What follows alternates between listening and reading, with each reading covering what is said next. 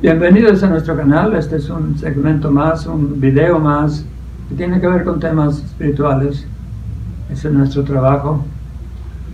Somos una pequeña iglesia situada en la colonia Los Fresnos de la ciudad de Tepic. Tepic es la capital del estado de Nayarit. Si tú vives por aquí o vives cerca, puedes visitarnos. Te recibiremos con gusto. Si tú puedes escribir en correo electrónico, abajo hay un correo. ¿Tienes alguna duda, alguna pregunta? Hazla. Trataremos de servirte lo mejor posible. Estamos en este momento tomando en video una serie titulada así. Van a ser muchos videos. Es una serie, repito. El título es Falsedades tomadas como verdades en la doctrina de la Iglesia de Roma. Vamos a hablar de los pecados. No te preocupes, no de los tuyos, de los de todos. No, vamos a hablar de los pecados como los clasifica la doctrina de la Iglesia Católica.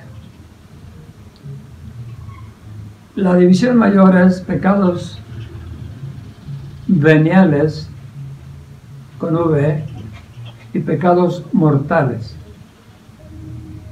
De este último no tengo que explicarte. Mortales tiene que ver con muerte, en este caso condenación, muerte espiritual o muerte segunda según la Biblia. Pero cuando hablamos de los pecados veniales, lo que la gente sabe es que son pecados pequeños. Pero ¿te has preguntado alguna vez qué significa la palabra venial? Por la terminación te puedo decir que es lo referente a, o lo que tiene que ver con la venia. ¿Qué sería la venia con V? Bueno, mis abuelos todavía decían, con su venia, Señor, me retiro. ¿Qué significa entonces? Con su permiso, Señor, me retiro. Mi padre solía decir, con la venia del Señor. Con el permiso del Señor.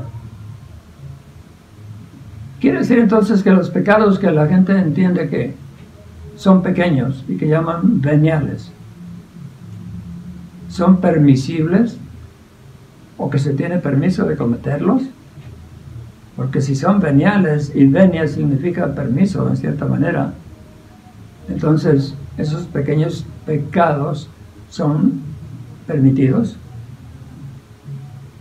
Es una buena pregunta, aunque la gente no se lo pregunta. Dice, este se me permite, voy luego y lo confieso, asunto arreglado. Pero es realmente así. ¿Qué dice Dios acerca del pecado? Dios dice que el pecado es pecado delante de Él. ¿Es el tamaño del pecado como lo ve el hombre, lo que importa, lo que cuenta? No. Es el tamaño de aquel a quien ofendemos, es la dignidad, es la excelencia de aquel a quien ofendimos, lo que importa, no el tamaño del pecado o de la ofensa, que es igual, no. Déjeme ilustrar de una manera muy sencilla, en un terreno muy bajo, aquí en la tierra. Usted, por ejemplo, pretende, en una conversación de grupo, pretende que por accidente le da un golpe con su mano, con el dorso de su mano, en el rostro de una persona que está a su derecha. ¿Y cómo se salió con lo suyo o con su deseo de golpearlo? Bueno, aparentemente se emocionó en lo que estaba hablando y estaba manoteando y ¡pum! Pero lo hizo a propósito, solo que parecía que fue accidente. ¿Y qué es lo que va a pasar cuando golpean el rostro a esa persona que es amiga, que es conocida, que es familiar, lo que sea? No va a pasar nada. Fue un accidente. Y habrá perdón y se olvida el asunto y hasta ahí llegó. Trate de hacer el mismo truco con el presidente de la República, si llega a estar a su lado. Es hipotético lo que estamos diciendo, pero el mismo truco. Trata de hacerlo de esa manera y alegar que fue un accidente. Veamos si el mismo acto, exactamente el mismo, 100% exactamente el mismo, surte el mismo efecto con su amigo que con el presidente. Las consecuencias de hacerlo en ofensa al presidente son mucho mayores que el hacerlo en ofensa a un amigo. ¿Sí o no? Es la dignidad de aquel a quien ofendemos, no es el tamaño de la falta, es el tamaño de quien recibe la ofensa. Si no se piensa así, caemos en cualquier justificación diciendo, bueno, este pecado no es tan grande, este tampoco está tan malo, este todo el mundo lo hace, que tiene de malo, es normal que se haga. Y Dios no lo ve así. Nada que esté manchado entrará en su presencia. Nada que no haya sido quitado. Nada que tenga que ver con pecado entrará en el cielo. Entonces, ¿será verdad esto? ¿De que hay pecados veniales? No. ¿Quién hizo esa clasificación? Bueno, la Iglesia de Roma la hizo. Como asimismo legisla en todos los aspectos de la vida de la Iglesia. Ningún tema, por pequeño que sea, se le escapa. Hay un libro de cánones enorme y ahí están todas las leyes o preceptos de la Iglesia. Pero este resalta por lo absurdo, pecados veniales. Y note una cosa, y se lo digo por experiencia, ¿cuántas veces oí a los sacerdotes en su sermón, en su homilía, decirle al pueblo, por ejemplo, en vísperas de una fiesta? La frase socorrida es, se vale, hijos, pero con moderación. Con moderación. Llévenselo despacio. Se implica aquí que hay un permiso. Se puede hacer, pero con moderación. Y esa moderación, ese comienzo, por ejemplo, de una borrachera, lleva a una borrachera completa.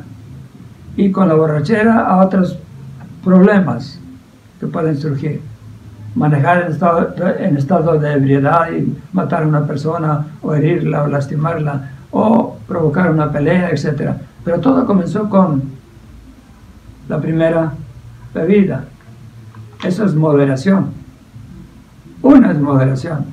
El reto es el siguiente. Cuando comienzas con una, ¿quién te dice que te vas a detener ahí? Dime, ¿cuántos alcohólicos comenzaron con la segunda bebida? Te garantizo una cosa, todos comenzaron con la primera y llegaron a extremos. ¿Por qué tenemos que hablar de estas cosas? Porque son falsas, porque producen fruto malo, porque no son sancionadas o aprobadas por Dios.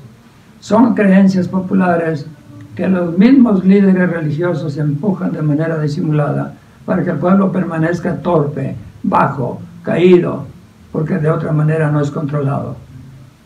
Cuando la palabra del Señor dice simple y sencillamente, con esto basta para justificar lo que acabo de decir. Si permaneciereis en mi palabra, seréis llamados verdaderamente mis discípulos, y conoceréis la verdad, y la verdad os hará libres. No esclavos, o mayormente esclavos de como eras antes. No, libres. ¿Libres de qué? De todo engaño. ¿Libres de qué? De toda influencia de toda persona maligna. ¿Libres de qué? Libres de condenación. ¿Libres de qué? Libres de ignorancia. ¿Dónde lo encuentras? Juan 8:32. ¿Dónde encuentras esa sabiduría? En la Biblia. Así que lo que se legisla y lo que se dice en muchas religiones no necesariamente es bíblico. Sin embargo, se toma como ley porque es costumbre, porque se ve normal, porque así crecí oyendo siempre lo mismo. No porque lo oíste desde antes de nacer va a ser verdad. Tienes que pensar en todo lo que adoptas antes de adoptarlo. ¿Te gustaría ser libre por la palabra de Dios? Libre de condenación. Libre de las trampas de Satanás en este mundo. Libre de los vicios, libre de los malos hábitos. Libre de angustia. La palabra de Dios tiene la respuesta. Medita en Juan 8:32. Y tú decides lo que tienes que hacer. Mi consejo es, sigue la palabra de Dios, que es la voz de Dios y no la voz del hombre. Si estás en una iglesia evangélica, recuerda una cosa, los pastores no son caciques, no deben ser dictadores, son guías solamente. En la iglesia verdadera de Cristo no hay dogmas, no hay nada impuesto a fuerza. Es todo por convicción y libremente recibido y practicado. Medita en estas cosas. Que Dios bendiga tu vida. Hasta la próxima.